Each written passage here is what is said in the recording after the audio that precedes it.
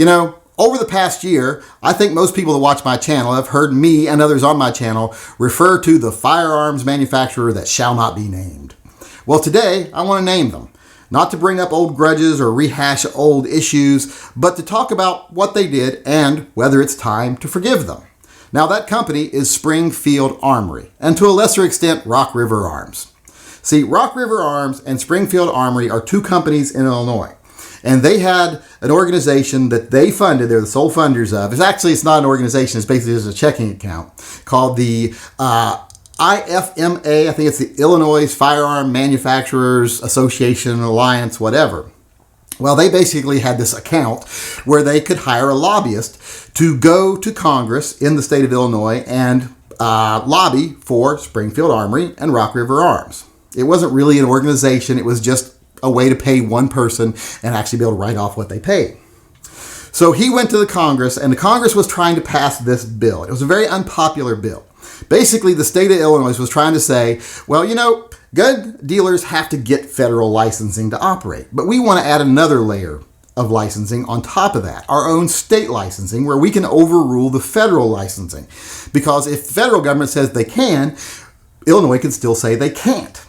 And even if Illinois couldn't find a way to say they can't, they would layer another level of fees on them to where they could squeeze out smaller manufacturers and smaller dealers. This was all just a way to get rid of a lot of the manufacturers and dealers in the state of Illinois. Well, this bill was not very popular, and it wasn't passing. It didn't have enough votes. And one of the reasons it didn't have enough votes is because it was receiving opposition from Springfield Armory and Rock River Arms. So the legislature said, well, you know what? We'll make a deal with their lobbyist. If you drop your opposition and let this pass through, we will give you consideration later on something you want. Now, that's according to Rob Pincus, who is sponsored by Springfield Armory, so he has some inside information.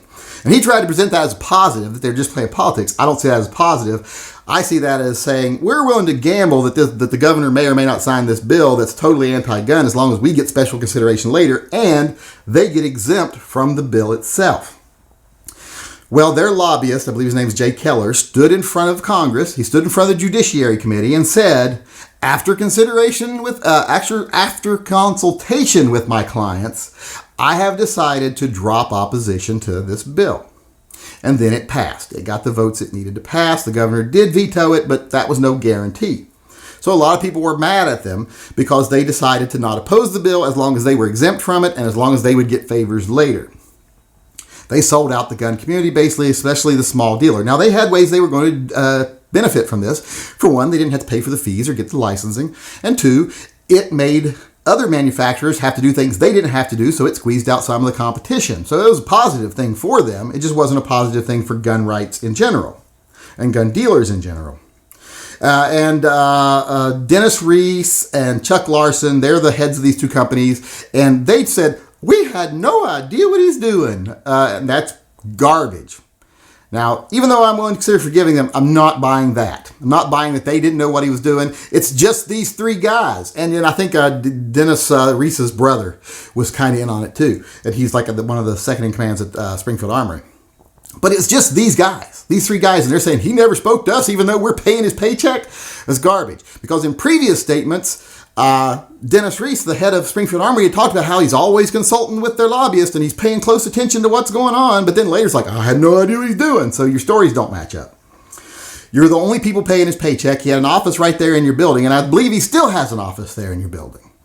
I might be wrong about this. And this would be one thing would be a big factor in whether I'm willing to forgive Springfield Armory or not. Is Jay Keller still working for Springfield Armory? Does he still have an office in the Springfield Armory building? Because if you didn't fire him, if what he did wasn't so egregious that you would fire him, then I really don't buy your story. But that's a different story. That's what they did. Basically, Springfield Armory and Rock River Arms were willing to sell out other manufacturers and sell out gun rights in general to get benefits for themselves. They were at least willing to take the chance to get benefits for themselves. And a lot of people were rightly angry about that. And when people found out, they went, oh, Lordy, we didn't know anything about it. But none of us buy that. Nobody I got half a brain buys that they didn't know what was going on. Now, I know Rob Pincus claims they didn't, but no, he's sponsored by Springfield Armory, but I'll let him have his opinion. I'll have mine. I don't think anyone intelligent would buy their story, especially if you look at the statements from Dennis Reese and how they changed. So that's what they did. But since then, they've suffered a lot. Their sales suffered a lot. I've seen a lot of manufacturers like, I can't even move the Springfield products I have. Definitely don't want to order anymore. Even my local dealers like, I haven't seen Springfield products move in any numbers in a long time. So they suffered. Now, they've also done positive things since then. They hired some new lobbyists that are supposedly working hard for gun rights in the state of Illinois. So they're paying for that. They've donated a lot of money to pro-gun causes. They've actually put their money where their mouth is, and they've actually spent some money to fight for the Second Amendment rights. They also decided to completely cut off Dick's Sporting Goods. When Dick's Sporting Goods took an anti-Second Amendment stance, they said, then you don't get to sell our products. So they've actually been walking the walk lately. They've been doing things to make up for what they did. And that's more important to me than their excuses. I wish they would own up to what they did, but their actions since then are important. Now, I'm not totally in the market of saying I forgive them. Now, I know a lot of people think I want to forgive them because I want to buy a stainless TRP. I could buy one of those used. There's a lot of them on the used market. I could still get one without buying anything directly from Springfield Armory or contributing to them in any way, because once it's on secondary market, it's secondary market. But, so that's not the reason. So I'm willing to discuss whether it's time to forgive them or not because of the things they've done since then. They have paid a price. Now, I know they use that whole, we got to stand together. We're all gun people. No, the traitors are the first people that yell, we have to stand together. That's bullshit. If you find a traitor in your ranks, you don't go, well, he's wearing our uniform. We got to welcome him in. No, you strip that fucking uniform off of him. You throw him naked out into the field and let the enemy have him. And that's the way I felt about Springfield Armory when they did what they did. But if it was just a mistake, and they're willing to own up to it, and they've made up for it since then, should we forgive them? Have they made up for it? Now, I know some people are saying we should, like Tim from Military Arms Channel. I'm not fully convinced. So what I want to do this Sunday, I have a live chat on Sundays at 4 p.m. on the West Coast. That's where I'm at. That'd be 7 p.m. on the East Coast, where some other people are at. I have a live chat. And this Sunday, I want to dedicate it, at least a part of it, to is it time to forgive Springfield Armory? I'd love to be able to get Tim to come in there and tell us why he thinks it's time to forgive Springfield Armory. Maybe I'll send him a text message after I post this video, have him watch the video, see if he's willing to come in and do that. But I want to dedicate a part of the chat to that.